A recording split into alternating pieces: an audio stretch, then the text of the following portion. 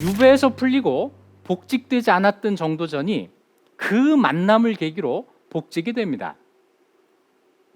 정몽주가 중국의 명나라 남경으로 신하로 가는데 그 서장관으로 정도전이 수행을 합니다. 이것이 복직된 것이니 이 복직에는 이성계나 정몽주의 도움이 있었다고 볼 수가 있겠습니다. 그리고 얼마 뒤에 이성계가 위화도에서 회군하고 권력을 잡습니다. 그리고 이성계는 신진 사대부들을 등용해서 그들이 주장하는 개혁을 후원합니다. 이때 신진 사대부들이 가장 시급하게 할 개혁으로 손꼽은 것이 토지제도의 개혁이었습니다. 그 토지제도의 개혁의 내용은 이런 것입니다. 고려시대에는 농민들이 자기 토지를 소유하고 그것을 경작해서 생산한 수확물의 10분의 1을 국가에 조세로 납부하게 돼 있었습니다. 소득세 10% 이런 셈이죠. 그러면 국가에서는 농민들이 낸 조세를 모두 모아서 관리들에게 나누어 주게 되었을 텐데 교통이 발달하지 않은 상태에서 지방의 조세를 모두 서울로 모았다가 다시 지방으로 내려보내는 불편함이 있었고, 그래서 생각해낸 것이 관리에게 직접 가서 받아가도록 한 제도였습니다. 이 제도, 여기서 만들어지는 것이 수조권이라고 하는 것인데요, 어느 때인가부터 관직에서 물러난 사람들이 이 수조권을 불법적으로 행사하는 일이 반복됩니다. 관직에서 물러난 사람이 계속 가서 농민에게 10분의 1씩을 받아간 거죠. 이러면 농민의 입장에서 볼 때는 옛날 받아가던 사람에게 10분의 1 내고 새로 수조권이 설정된 관리에게 또 10분의 1을 내야 되는 2배의 부담이 생깁니다. 시간이 더 지나가면 3사람, 4사람, 5사람 이렇게 늘어나게 되겠죠.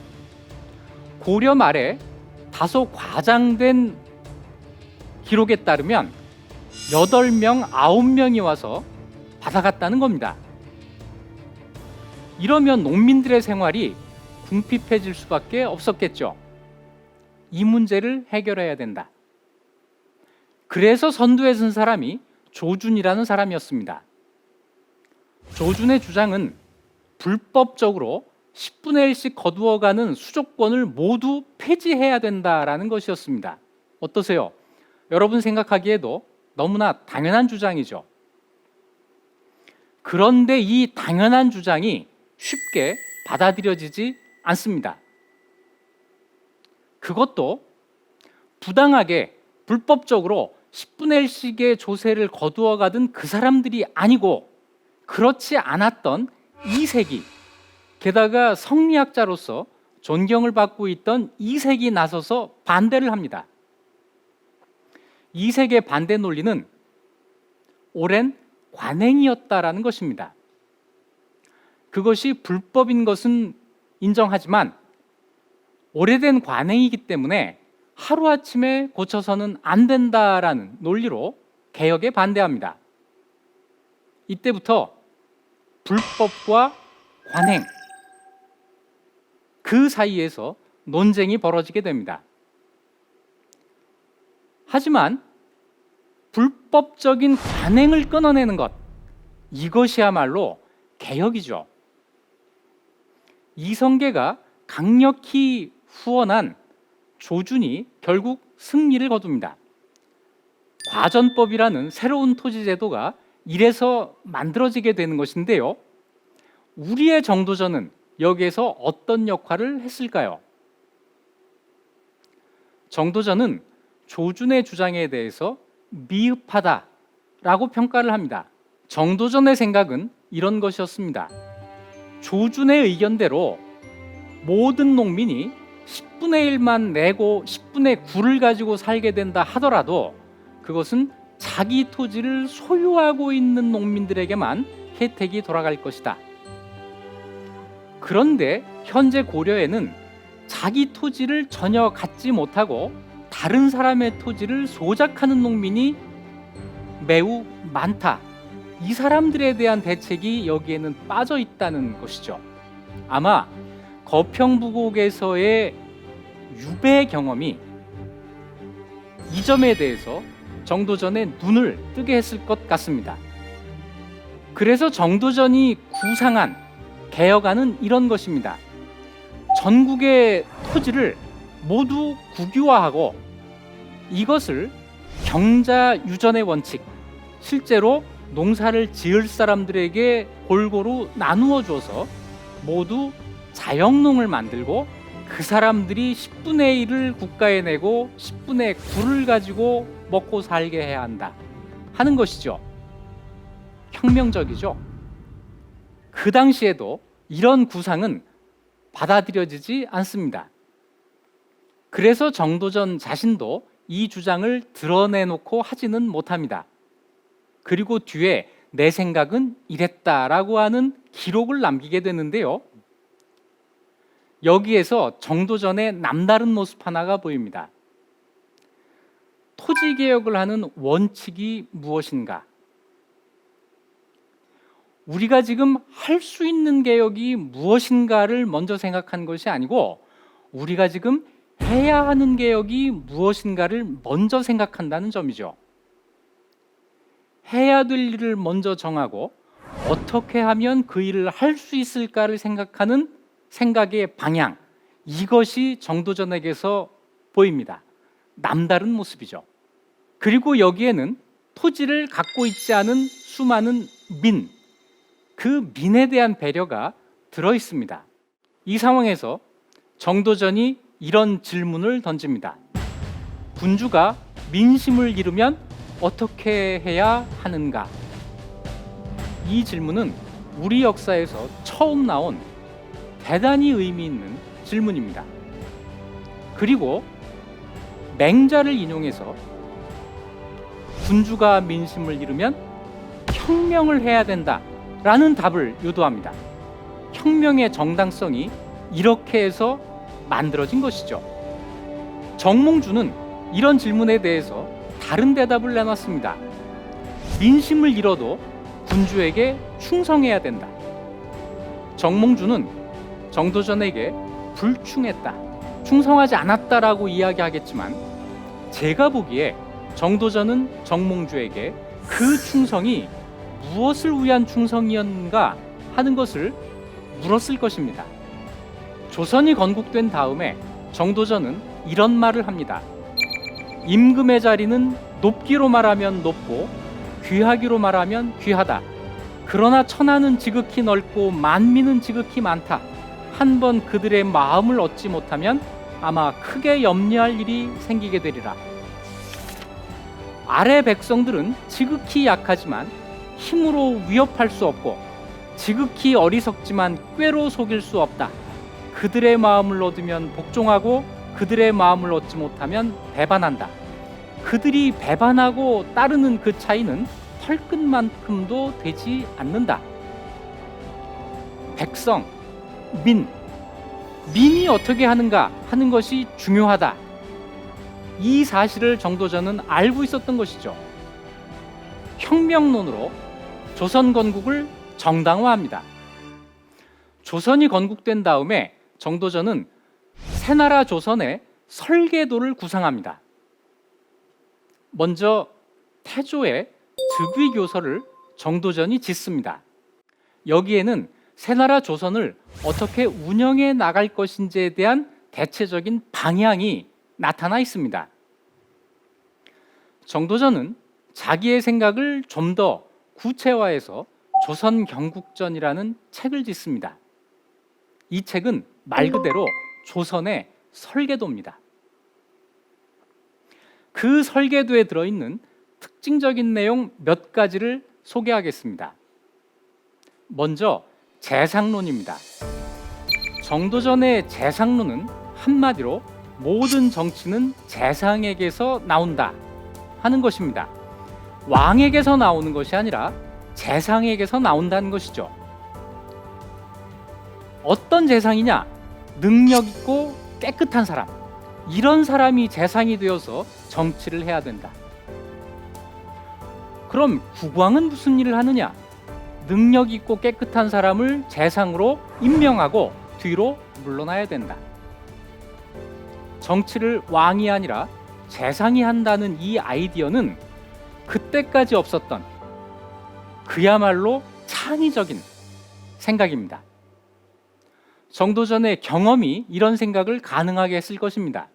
정도전이 젊어서부터 지금까지 경험한 모든 왕들, 고려의 공민왕, 우왕, 창왕, 공양왕, 이 중에 좋은 왕이 없었던 거죠. 왕에게 권력을 맡기면 누구나 왕이 될 수 있고, 왕이 어리석을 수도 있고 어릴 수도 있고 심지어는 미치광이일 수도 있는데 그 피해를 백성들이 모두 떠안게 된다는 겁니다. 그래서 권력을 재상에게 옮기고 왕은 그저 존재하게 한다. 생각나는 구절 없으세요? 군림하되 통치하지 않는다. 17세기에 영국에서 나왔던 이 말이 15세기 조선에서 등장했던 겁니다. 또 특징적인 것, 간관론입니다. 간관은 언관이라고도 하죠. 정치에서 언론의 중요성을 강조한 것입니다. 언론이란 정치를 비판하는 것입니다. 이것이 있어야 정치가 부패하지 않는다고 믿었던 것이죠. 그래서 간관은 비록 지위가 낮지만 재상과 동등하다. 그만큼 중요하다. 간관을 통해서 정치의 부패를 막자. 그러면 어떤 사람이 간관이 되어야 하나? 강직한 사람이 간관이 되어야 한다. 둘을 합치면 젊은 관리들은 강직한 간관이 되고 나이든 재상은 능력 있고 깨끗한 사람이 되는 이런 사람들이 통치하는 나라를 그렸던 것이죠. 그래서 어떤 나라를 최종적으로 만드느냐? 민이 근본이 되고 민을 위한 정치를 하는 나라, 민본 위민의 정치를 실현하고자 했던 것입니다. 정도전에 민에 대한 생각은 이런 것입니다. 백성들이 먹고 남을 만큼의 곡식과 입고 남을 만큼의 의복을 소유하고 위로는 부모를 섬기고 아래로는 자녀를 기르는데 부족함이 없고 예의를 알고 염치를 숭상하는 나라. 정도전이 생각한 민본 정치의 결과가 바로 이런 것이었습니다. 정도전은 왕자의 난 때 죽음을 당합니다. 재상 중심의 정치, 이것이 이방원의 불만을 사게 됐고 이방원이 일으킨 난 때 죽음을 당합니다.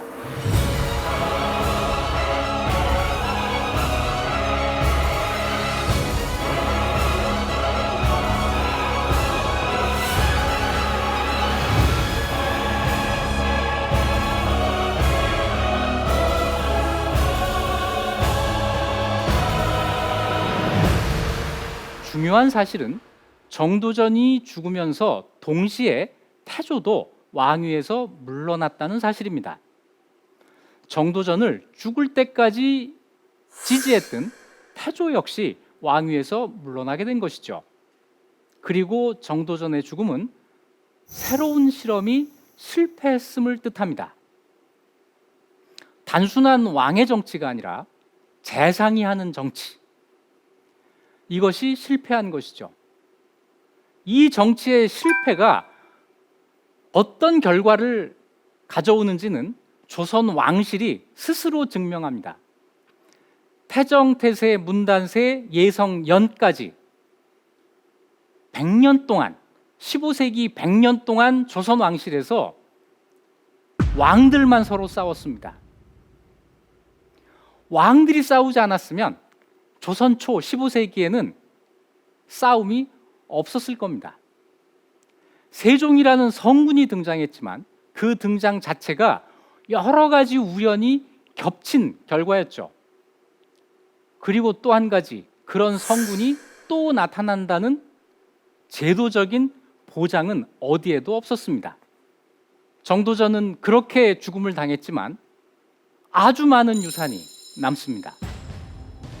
먼저 조선 그 자체가 정도전이 남긴 유산이라고 할 수 있습니다. 정도전의 민본, 위민 정치는 세종의 위민 정치로 꼽히게 됩니다.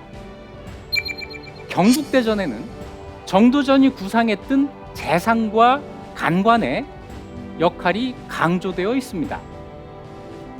군주가 민심을 잃으면 어떻게 해야 하는가 하는 질문에 대해서 정도전의 후손들은 두 차례의 반정으로 답변을 했습니다. 정도전은 자기 생각을 이렇게도 정리했습니다. 군주는 국가에 의존하고 국가는 백성에 의존한다. 그러므로 백성은 국가의 근본인 동시에 군주의 하늘이다.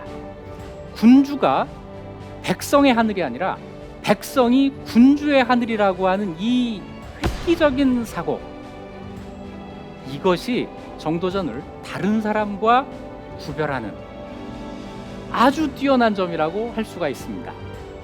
그래서 남들과 달랐던 최초의 조선인이 되는 것이죠. 첫 번째, 처음의 물음으로 돌아가서 조선 건국에 혁명적인 의미가 있느냐? 조선 건국을 통해서 혁명적인 변화가 일어납니다.